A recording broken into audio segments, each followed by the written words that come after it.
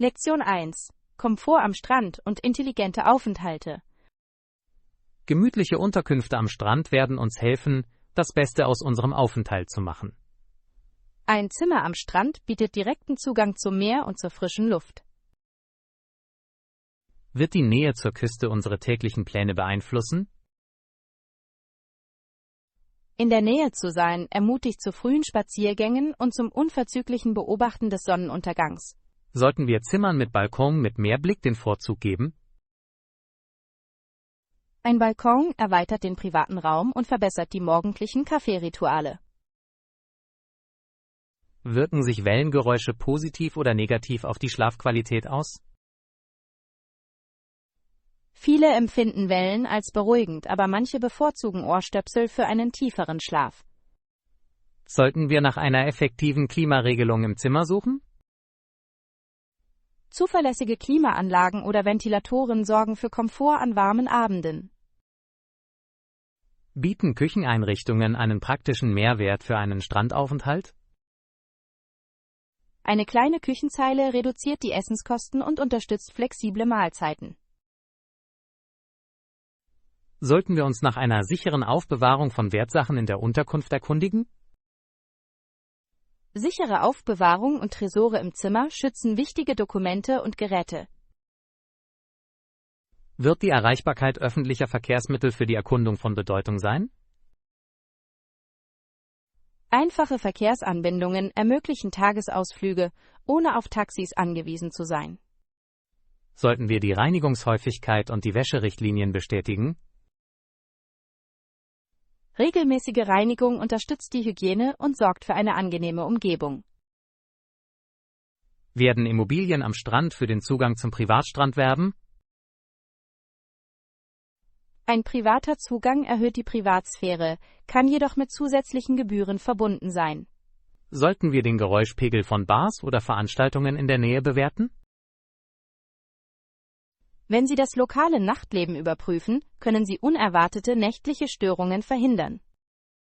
Verbessert die kostenlose Strandausrüstung unser Erlebnis? Handtücher, Sonnenschirme und Stühle vereinfachen das Packen und erhöhen den Komfort. Sollten wir bei längeren Aufenthalten nach einer Wäscherei vor Ort fragen? Die Wäscherei vor Ort sorgt für zusätzlichen Komfort, insbesondere bei längeren Besuchen. Beeinflussen Restaurants in der Nähe unsere Wahl der Unterkunft? Die Nähe zu hochwertigen Restaurants und Cafés bereichert das lokale Erlebnis. Sollten wir Immobilien mit schattigen Sitzgelegenheiten im Freien den Vorzug geben? Schattige Bereiche bieten Erholung vor der Sonne und schaffen angenehme soziale Räume. Ist kostenloses oder zuverlässiges WLAN wichtig für die Erstellung und Arbeit von Inhalten? Zuverlässiges WLAN unterstützt Uploads, Recherchen und Kommunikation auf Reisen. Sollten wir die Schalldämmung zwischen benachbarten Einheiten bestätigen? Eine gute Isolierung schützt die Privatsphäre und reduziert Störungen durch benachbarte Gäste. Beeinträchtigen Sicherheitsmaßnahmen wie Rettungsschwimmer die Wahl des Strandes? Bewachte Strände erhöhen die Sicherheit der Schwimmer und verringern das Risiko. Sollten wir die Stornierungs- und Rückerstattungsrichtlinien vor der Buchung überprüfen? Klare Stornierungsbedingungen schützen die Pläne vor unerwarteten Änderungen. Werden die lokalen Umweltpraktiken der Immobilie unsere Wahl beeinflussen? Umweltfreundliche Hotels zeigen Engagement für Naturschutz und Gemeinschaft. Sollten wir die lokalen Regeln für Strandbrände und Grillabende untersuchen? Das Verständnis der Vorschriften verhindert Bußgelder und unterstützt den Strandschutz. Wirken sich die Ausrichtungen bei Sonnenaufgang und Sonnenuntergang darauf aus, welche Seite gebucht werden muss? Die Orientierung bestimmt die beste Aussicht für einen Kaffee bei Sonnenaufgang oder eine abendliche Entspannung. Sollten wir Unterkünften mit Verdunkelungsvorhängen für einen erholsamen Schlaf den Vorzug geben? Verdunkelungsvorhänge reduzieren die morgendliche Blendung und unterstützen einen gleichbleibenden Schlafrhythmus. Sind kinderfreundliche Einrichtungen wichtig, wenn Familien mit uns reisen? Spielbereiche, Sicherheitsgeländer und Flachwasserzugang sorgen für Familientauglichkeit. Sollten wir nach tierfreundlichen Richtlinien suchen, wenn wir mit Tieren reisen? Richtlinien für Haustiere, Gebühren und nahegelegene Grünflächen informieren über tierfreundliche Optionen.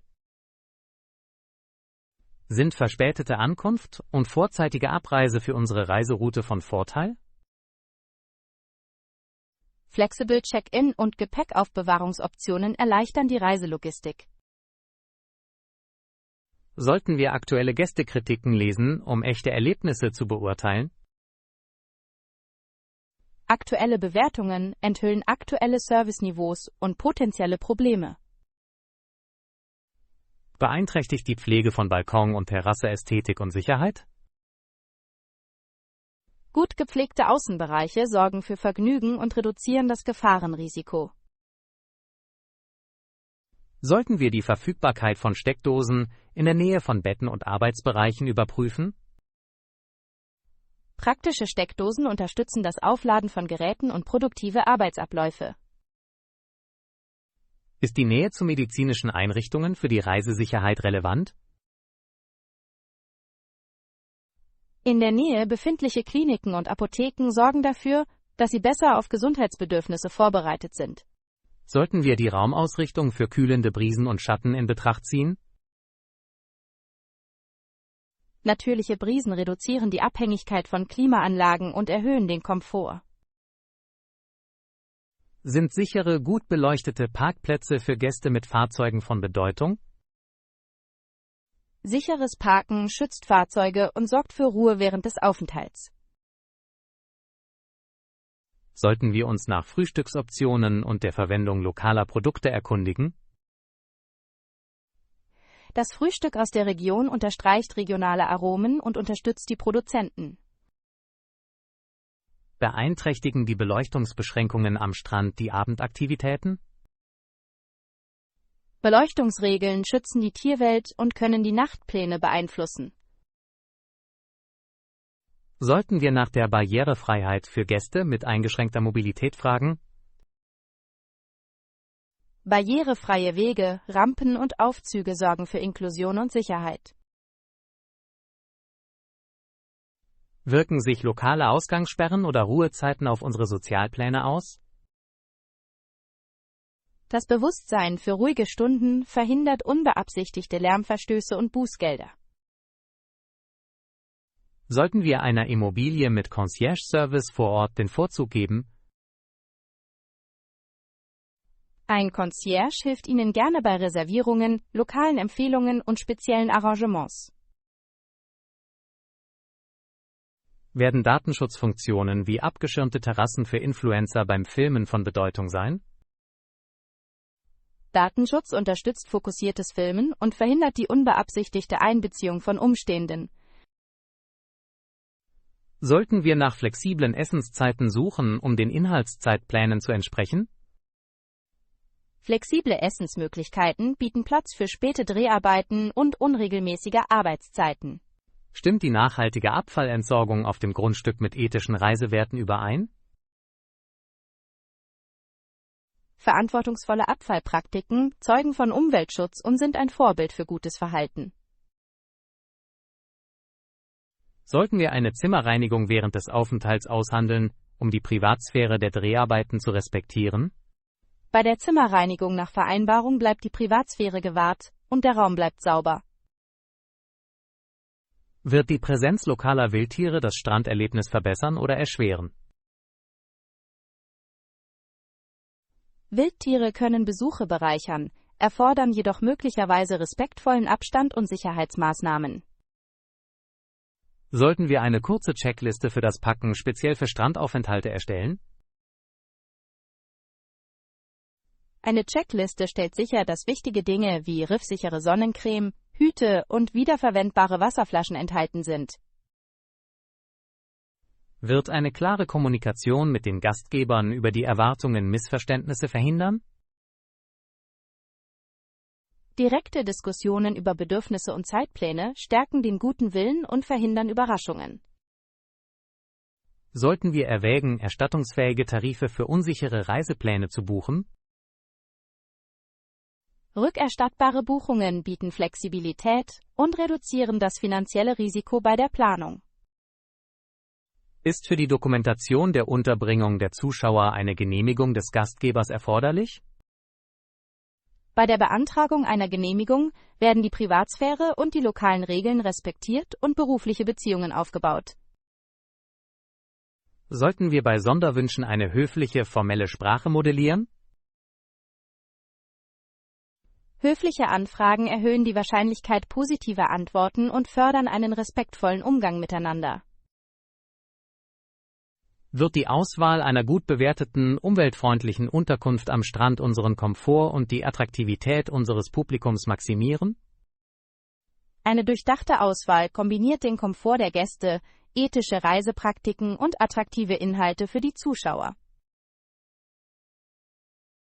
Ich suche nach Optionen, bestätige die Ausstattung und die Richtlinien und sorge für eine geschmackvolle, komfortable Unterkunft am Strand, die einen unvergesslichen und verantwortungsvollen Aufenthalt unterstützt. Lektion 2: Frühe Ergebnisse und steigendes Interesse. Hast du schon irgendwelche Ergebnisse gesehen? Ja, wir hatten diesen Monat mehr Kundenanfragen. Bewirken sich die Anfragen auf Verkäufe? Einige Anfragen haben zu Testkäufen und Folgefragen geführt. Verfolgen Sie die Konversionsraten von der Anfrage bis zum Kauf? Wir überwachen täglich die Konversionen und analysieren wöchentlich Trends. Haben sich die Marketingkanäle in letzter Zeit geändert, um den Anstieg zu verursachen? Eine gezielte Kampagne in den sozialen Medien und die Berichterstattung in der lokalen Presse halfen. Welche sozialen Plattformen haben das meiste Engagement generiert? Kurze Lehrclips und Beiträge hinter den Kulissen schnitten am besten ab. Spielten Influencer-Empfehlungen eine Rolle bei der Sichtbarkeit? Influencer vergrößerten die Reichweite, mussten jedoch sorgfältig auf ihre Passform überprüft werden. Kann der Influencer-Hype im Hinblick auf Markenauthentizität umstritten sein? Übermäßiges Vertrauen in Hypes kann anspruchsvolle Kunden abschrecken und das Vertrauen schädigen. Hat sich die Kundendemografie mit den neuen Anfragen verändert? Wir haben jüngere Zuschauer und auch internationales Interesse geweckt. Erschwert internationales Interesse die Erfüllung und den Service? Die internationale Nachfrage erfordert Logistikplanung und mehrsprachige Unterstützung. Sind Sie bereit, den Kundenservice für ein erhöhtes Volumen zu skalieren? Wir stellen zweisprachiges Supportpersonal ein und richten automatisierte Antworten ein. Besteht die Gefahr, dass die Automatisierung die Personalisierung für Kunden reduziert? Automatisierung bringt Effizienz und persönliche Note in Einklang, wenn sie sorgfältig umgesetzt wird. Haben Produktfragen häufige Missverständnisse aufgedeckt? Wiederkehrende Fragen weisen auf Bereiche hin, in denen klarere Produktbeschreibungen und Tutorials erforderlich sind. Sollten Sie FAQ-Videos erstellen, um sich wiederholende Anfragen zu reduzieren? FAQ-Videos und klare Bildunterschriften helfen Lernenden und Kunden gleichermaßen. Verbessern klarere Bildungsinhalte die Konversionsrate und die Kundenbindung? Bildung schafft Vertrauen und ermöglicht es Käufern, fundierte Entscheidungen zu treffen. Haben Sie Feedback von frühen Kunden zur Produktqualität eingeholt? Frühe Bewertungen hoben ein großartiges Design hervor und forderten geringfügige Verbesserungen der Benutzerfreundlichkeit. Erfordern Usability-Optimierungen ein erhebliches Redesign oder kleinere Updates? Die meisten Vorschläge erfordern eher kleine Iterationen als größere Neugestaltungen. Dokumentieren Sie systematisch Feedback für Produktteams? Wir protokollieren Feedback in einem gemeinsamen System und priorisieren es nach Wirkung und Durchführbarkeit. Haben Sie kontroverse Merkmale identifiziert, die die Meinungen spalten? Eine kühne Preisstaffel löste eine Debatte über Barrierefreiheit im Vergleich zur Premium-Positionierung aus. Könnten gestaffelte Preise die Gefahr bergen, treue, kostenbewusste Kunden abzuschrecken? Das könnte es sei denn, die Wertversprechen werden transparent kommuniziert. Sollten Rabatte oder Stipendienoptionen aus Gründen der Barrierefreiheit in Betracht gezogen werden? Gezielte Konzessionen können den Zugang erweitern und gleichzeitig die Einnahmequellen erhalten. Sind die Kosten für die Kundengewinnung mit den neuen Kampagnen gestiegen? Die anfänglichen Akquisitionskosten stiegen aufgrund bezahlter Werbeaktionen leicht an. Rechtfertigen Prognosen über den Lebenszeitwert die höheren Vorabkosten? Frühe Lifetime-Value-Kennzahlen deuten auf nachhaltige Renditen für viele Segmente hin. Gibt es Strategien zur Kundenbindung, um den Lebenszeitwert zu maximieren? Wir planen Treueinhalte, personalisierte Follow-ups und exklusive Lektionen. Reagieren Abonnenten gut auf regelmäßige kostenlose Workshops? Kostenlose Workshops erhöhten das Engagement und machten aus einigen Teilnehmern zahlende Kunden. Könnten kostenlose Angebote Premium-Inhalte abwerten, wenn sie übermäßig genutzt werden? Zu viele kostenlose Inhalte können den wahrgenommenen Wert verringern. Ausgewogenheit ist entscheidend. Haben Sie das Engagement anhand der Abschlussquoten der Unterrichtsstunden gemessen? Die Abschlussraten bestimmen das Tempo der Inhalte und geben Aufschluss über die Zufriedenheit der Lernenden.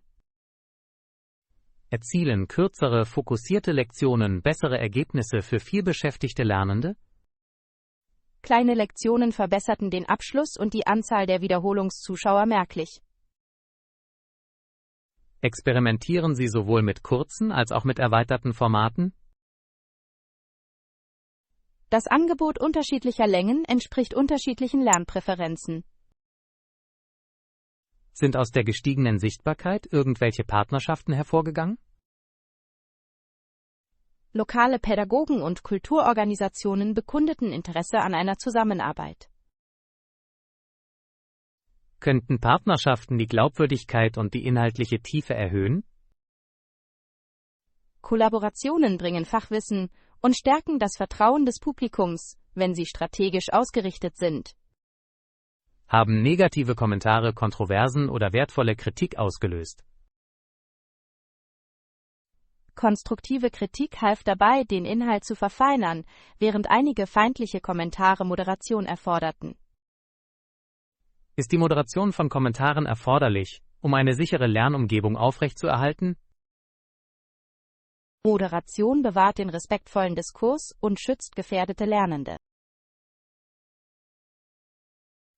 Werden transparente Community-Richtlinien hitzige Debatten reduzieren? Klare Regeln und eine konsequente Durchsetzung unterstützen ein konstruktives Engagement. Haben Analysen auf Spitzenzeiten für Ihr Publikum hingewiesen? Die Spitzenzeiten häufen sich in den frühen Abenden und an den Wochenendnachmittagen in den verschiedenen Zeitzonen. Sollten sich die Zeitpläne für die Veröffentlichung an diese Spitzenzeiten anpassen? Die Planung, die auf die Spitzenzeiten abgestimmt ist, erhöht die Reichweite und die anfängliche Zugkraft. Testen Sie verschiedene Thumbnail-Stile, um die Klickraten zu erhöhen? Wir von AB testen Thumbnails und Nachrichten, um die ehrliche Anziehung zu optimieren. Könnten sensationelle Thumbnails zu Gegenreaktionen führen, wenn der Inhalt zu niedrig ist? Irreführende Vorschaubilder untergraben das Vertrauen und sollten trotz kurzfristiger Gewinne vermieden werden. Haben Sie ein Abonnementmodell für Premium-Inhalte in Betracht gezogen? Wir prüfen derzeit Abonnements mit gestaffelten Leistungen und Testzeiträumen. Werden die Studien lang genug sein, um den echten Lernwert nachzuweisen?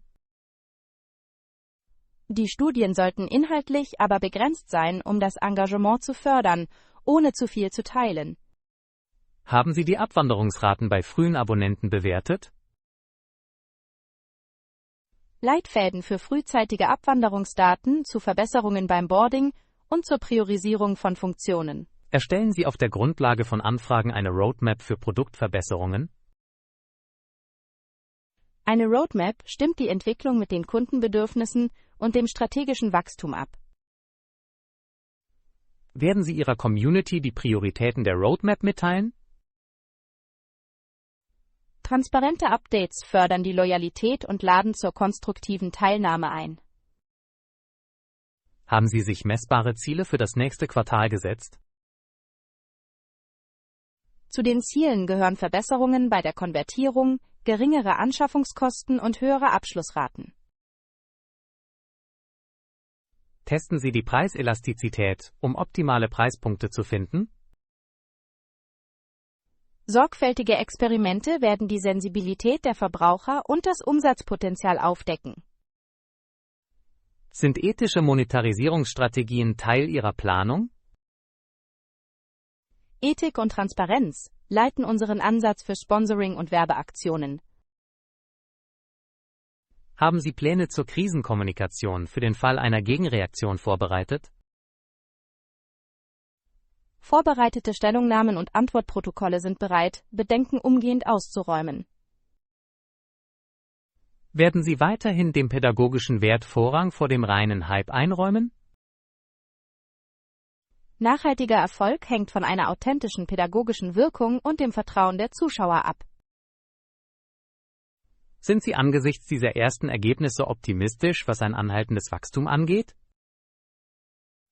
Frühindikatoren sind vielversprechend, aber disziplinierte Analysen und Anpassungen sind nach wie vor von entscheidender Bedeutung. Ich werde unsere Botschaft verfeinern, den Service mit Bedacht skalieren und vertrauenswürdigem, lernerorientiertem Wachstum Priorität einräumen. Lektion 3. Eine mediterrane Sprach- und Kulturreise. Ich denke darüber nach, in Italien zu beginnen und dann nach Frankreich und Spanien weiterzuziehen. Diese Reiseroute wird Sie mit einer reichen sprachlichen Vielfalt vertraut machen. Fangen Sie mit Italienisch an, um schnell Selbstvertrauen aufzubauen? Italienisch ist melodisch und für die grundlegende Konversationspraxis gut geeignet. Planen Sie, vor der Abreise wichtige Reisesätze zu lernen?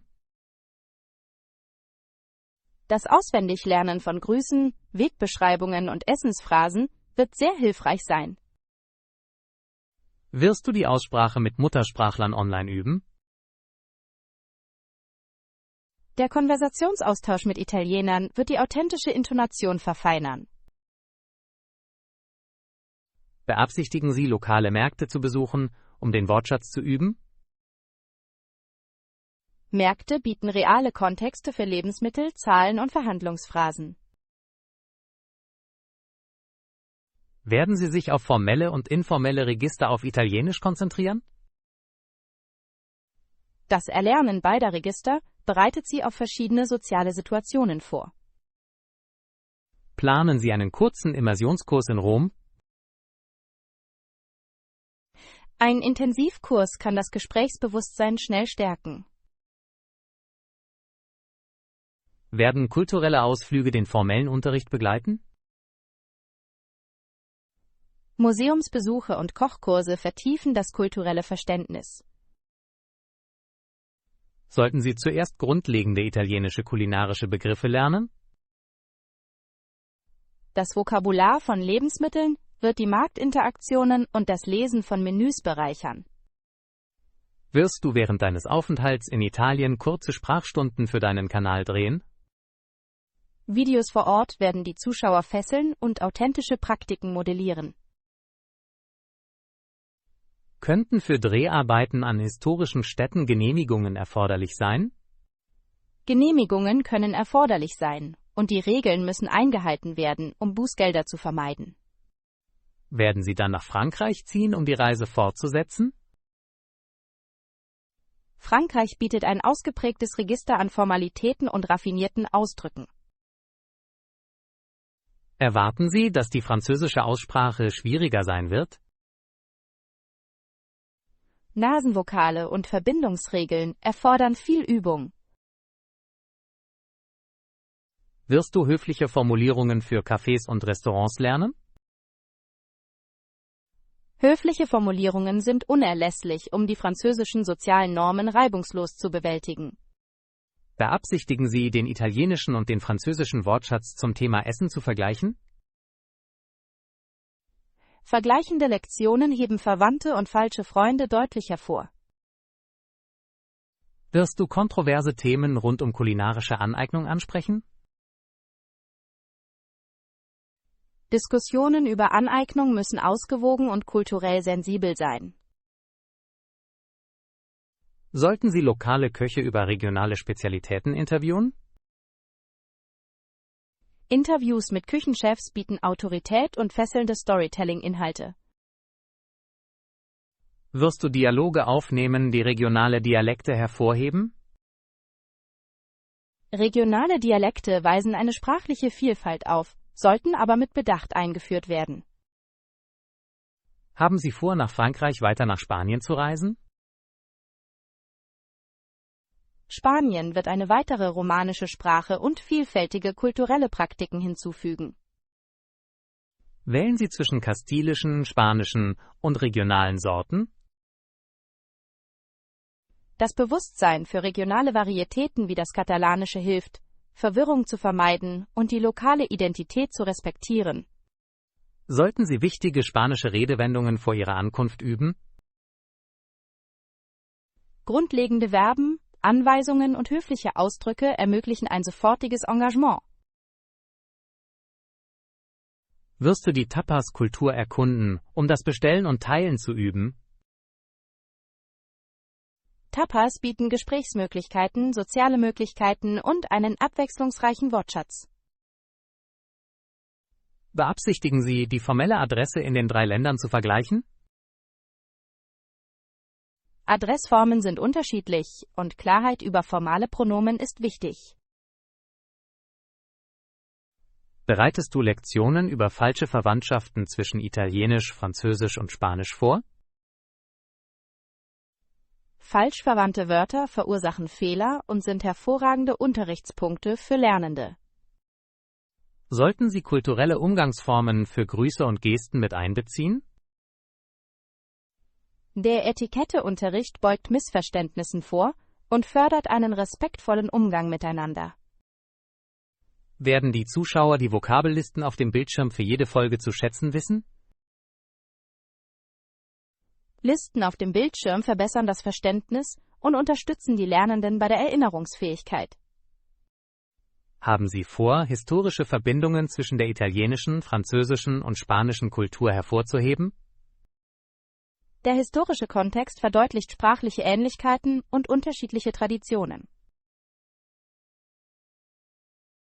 Werden Sie sich mit Kontroversen über die Auswirkungen des Tourismus auf lokale Gemeinschaften befassen? Die Auswirkungen auf den Tourismus erfordern eine ehrliche Diskussion über Overtourism und die Stimmen der Gemeinschaft.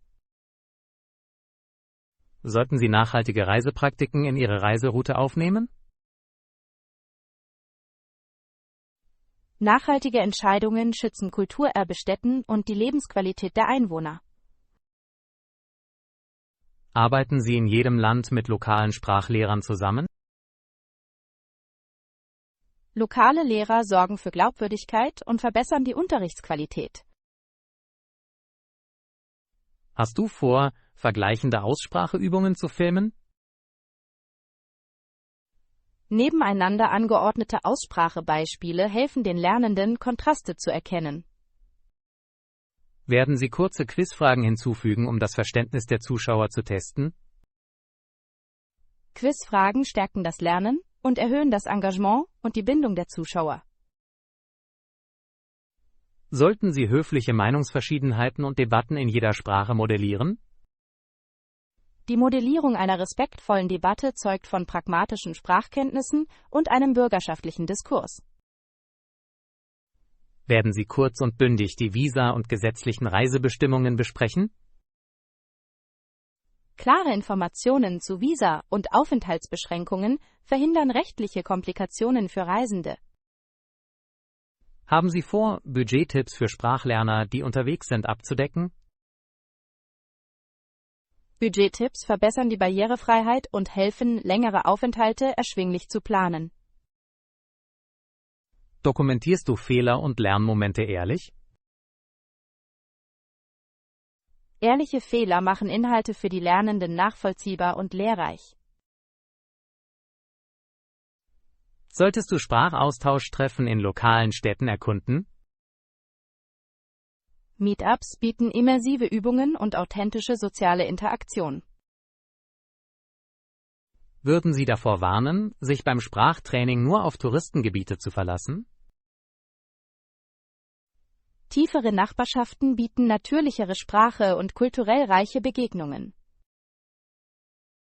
Beabsichtigen Sie, lokale Festivals als Sprachlabore anzubieten? Festivals bieten lebendige Kontexte für umgangssprachliche Redewendungen und kulturellen Ausdruck. Werden Sie sich mit Sicherheits- und Gesundheitsaspekten für Reisende befassen?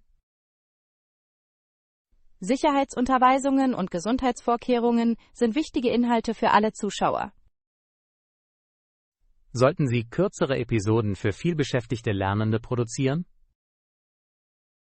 Kurze Episoden erhöhen den Konsum und verstärken die Vorteile des Mikrolernens. Halten Sie die Sätze kurz und formell, um das Verständnis zu erleichtern? Kurze, formelle Sätze eignen sich für Lernende und erleichtern die Erstellung von Untertiteln. Denken Sie, dass es zu Kontroversen über die Reinheit der Sprache kommen könnte? Puristische Debatten können auftreten. Eine respektvolle Gestaltung sorgt für konstruktive Diskussionen. Werden Sie Interviews einbeziehen, in denen es um Identitäts- und Sprachpolitik geht? Die Einbeziehung mehrerer Perspektiven fördert kritisches Denken und Empathie. Sollten Sie herunterladbare Sprachführer für jedes Land erstellen? Sprachführer unterstützen das Offline-Üben und den Reisekomfort für Lernende. Werden Sie Analysen überwachen, um Inhalte an die Bedürfnisse der Zielgruppen anzupassen? Analysen leiten Verbesserungen an und stellen die pädagogische Relevanz sicher. Planen Sie, durch ethische Patenschaften und Kurse Geld zu verdienen? Eine transparente Monetarisierung unterstützt den Kanal und wahrt gleichzeitig das Vertrauen. Wirst du Zuschauer herausfordern, Themen für Folgen vorzuschlagen? Die Herausforderungen der Zuschauer erhöhen das Engagement und die Mitgestaltung der Gemeinschaft. Sollten Sie Ruhetage einplanen, um Burnout auf Reisen und Filmen zu vermeiden? Ruhetage bewahren Kreativität, Gesundheit und langfristige Produktivität. Werden Sie die kulturellen Umgangsformen rund um Trinkgeld und Service dokumentieren? Die Gebräuche beim Trinkgeld sind unterschiedlich und sollten erklärt werden, um Fehltritte zu vermeiden. Beabsichtigen Sie, die Fortschritte beim Sprachenlernen öffentlich hervorzuheben? Die öffentliche Fortschrittsberichterstattung modelliert realistische Erwartungen und motiviert andere.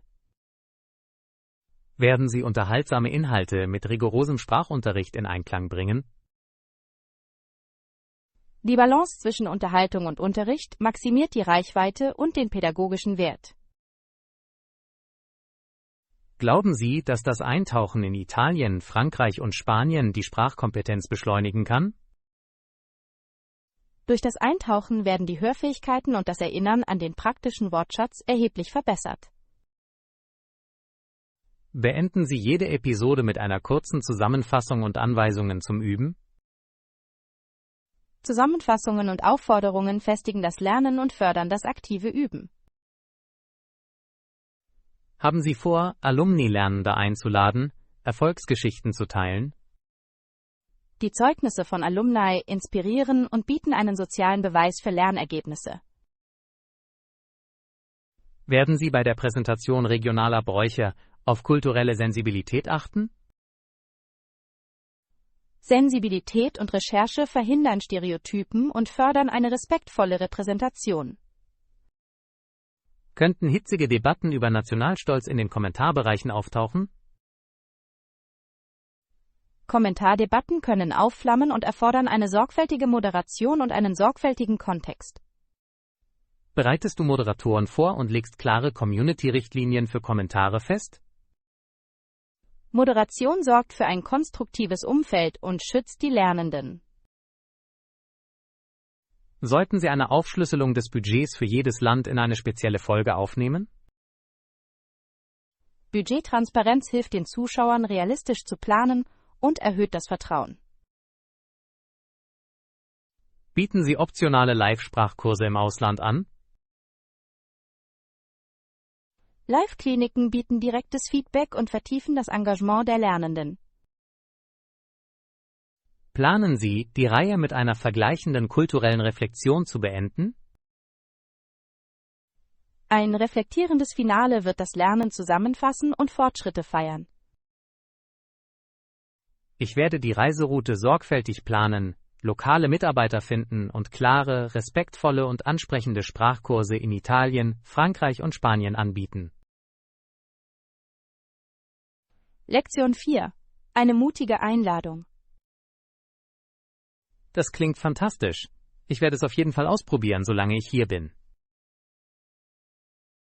Ich freue mich, dass du abenteuerlustig sein wirst. Welche Aktivität willst du zuerst ausprobieren? Ich werde mit der geführten Cityfood-Tour beginnen. Die Tour wird Sie mit verschiedenen lokalen Aromen vertraut machen. Die Verkostung neuer Lebensmittel wird meinen kulinarischen Wortschatz erweitern. Du übst die beschreibende Sprache ganz nach deinem Geschmack. Ich werde Texturen, Aromen und Geschmacksrichtungen laut beschreiben. Wenn Sie beim Probieren sprechen, wird das Selbstvertrauen beim Sprechen gestärkt. Ich werde den Verkäufern auch respektvolle Fragen zu den Inhaltsstoffen stellen. Das Stellen von Fragen fördert das kulturelle Verständnis und die Beziehung. Ich werde mir für eine spätere Wortschatzüberprüfung sorgfältige Notizen machen. Notizen helfen Ihnen dabei, sich an neue Begriffe und Ausdrücke zu erinnern. Ich werde kurze Sprachnotizen aufnehmen, um die Aussprache zu üben. Sprachnotizen ermöglichen eine gezielte Überprüfung von Intonation und Rhythmus. Ich werde Einheimische einladen, ihre Lieblingsorte zu empfehlen. Einheimische kennen oft versteckte Juwelen und authentische Erlebnisse. Ich werde heute Nachmittag ein empfohlenes Straßendessert probieren. Straßendesserts bieten Einblicke in die täglichen Traditionen und die Geschichte. Ich werde auch höfliche Absagen üben, wenn ich etwas nicht essen kann. Höfliche Ablehnungen sind nützlich und wahren den sozialen Frieden. Ich werde Sätze für Allergien und diätetische Einschränkungen lernen. Diese Sätze schützen Ihre Gesundheit und klären Ihre Bedürfnisse. Ich werde nach dem Gewürzgrad fragen, bevor ich unbekannte Gerichte bestelle. Die Bestätigung des Gewürzgehalts verhindert unangenehme Überraschungen. Ich werde Interpretationen ähnlicher Gerichte in verschiedenen Stadtteilen vergleichen. Vergleichende Beschreibungen vertiefen kulturelle Kompetenz und Nuancen. Ich werde die Zubereitung und die Zutaten für das Studium fotografieren. Fotos bieten visuelle Aufforderungen zur Unterstützung des Gedächtnisses. Ich werde jedes Foto mit neuen Vokabeln beschriften. Bildunterschriften verstärken die Wortbedeutung und den kontextuellen Gebrauch. Ich werde kurze Clips mit Sprachtipps in den sozialen Medien teilen. Kurze Lehrclips können engagierte Zuschauer und Lernende anziehen. Ich werde immer um Zustimmung bitten, bevor ich andere Personen vorstelle. Die Achtung der Privatsphäre gewährleistet Vertrauen und ethische Standards. Ich werde authentische Inhalte mit kultureller Sensibilität in Einklang bringen. Kulturelle Sensibilität verhindert Aneignung und fördert Respekt. Ich werde täglich eine kurze Sprachherausforderung für mich selbst einplanen. Die täglichen Herausforderungen sorgen für Dynamik und messbare Fortschritte. Ich werde üben, Sätze zu ordnen, zu danken und ihnen Komplimente zu machen. Das Beherrschen pragmatischer Phrasen ermöglicht natürliche Interaktionen. Ich probe höfliche Gesprächseröffner und Abschlüsse. Diese Proben werden die Angst während eines echten Austauschs verringern. Ich werde bei Mahlzeiten und Zusammenkünften die lokale Etikette beachten.